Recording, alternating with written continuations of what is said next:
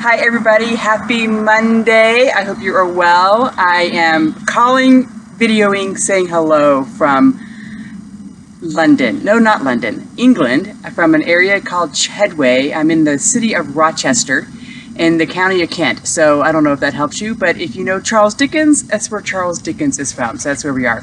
We are house sitting in a beautiful suburban 3-bedroom, 2-bath house with Teddy the Samoyed. So if I'm going to try something different this time, I'm going to try to add in pictures. If they work, you'll see a picture of Teddy in just a second. If it doesn't work, sorry. I'm not good at editing, and I don't like, I took an editing class when I was in college, and I just remember how tedious and how obnoxious it was to get something like 1 minute of editing done. It took like 8 hours. I'm not willing to do that, but if I can figure out how to do it quickly, I'll add in some pictures today, and you guys need to let me know how that goes.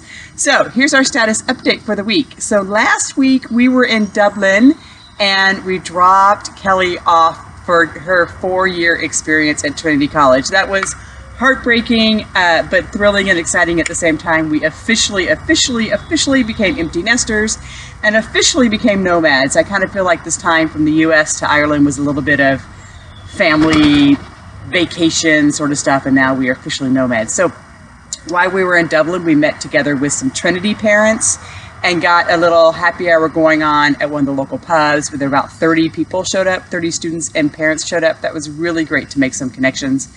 We did a couple of walking tours of the Dublin area, and then had a nice stroll along the River Liffey and some of the really beautiful bridges along there. So maybe I'll show you a picture of that.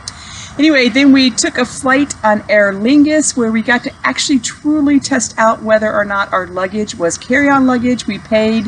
Aer Lingus requires you can have one 10-kilometer bag, and then if you roll on your bag, you have to pay about 20 pounds or something like that, 20 euro or something. So we paid for that. We rolled on our bags. We had our backpacks.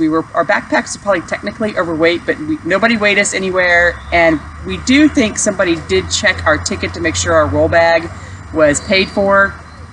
We don't know for sure because it was not really obvious. But anyway, we paid for it, had no problems, got on Aer Lingus, then took a train, about an hour-and-a-half train ride or so from Gatwick to our location, and everything went well. So no problems there. It's nice to be in jolly old England. We're going to be here at the house sit for about 10 days, taking care of Teddy. And so yesterday we went on a walking tour of the town of Rochester, which is where Charles Dickens' Great Expectations, Tale of Two Cities, A Christmas Carol, the author, is from. And a lot of the places in the town he used in his stories, they're not exactly named, but they're approximately named. So it was really kind of fun to see some of those places. And I think I need to watch Great Expectations here shortly, or maybe even read the book. So, hi Teddy. And then this week we are headed over to Canterbury, where of course Canterbury Tales is from, and I think. We'll find out. And then we're going kayaking on the River Thames, and checking into the local gym to work out. So lots of like day-to-day activities and some vacationing going on. You can see Teddy over here in the corner. See Teddy? There's Teddy. So if you have any questions, ask me. If you like this new format with the pictures, ask me. Oh, I forgot to say, we went on an amazing hike, technically called a walk here. It was about a 5-mile hike through the town of Boxley. Went into the local church, saw the organist practicing, which was really fun, in this like 1750s church or something.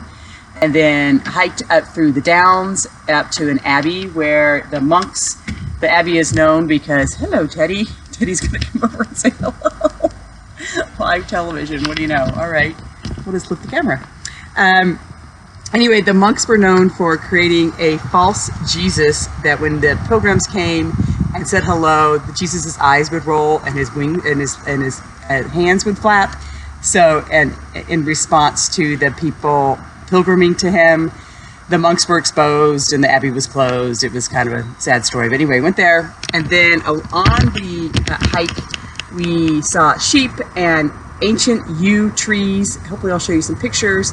And also walked along the Pilgrim's Way for a little while. So we'd heard about that, had no idea it was going to be on this hike, and actually found a really cool bench. So I'll show a picture of that too. So hiking here is very different. You certainly are walking along fields, and in the States you would never do this, but here it's considered a right of way. So, and it's actually marked with footpath signs and so on. But I guess technically it's private property, but it has public access. You would never see that in the States. So that's kind of an interesting thing and something we're getting used to. All right, see you next week. Let me know what questions you have. Talk to you later.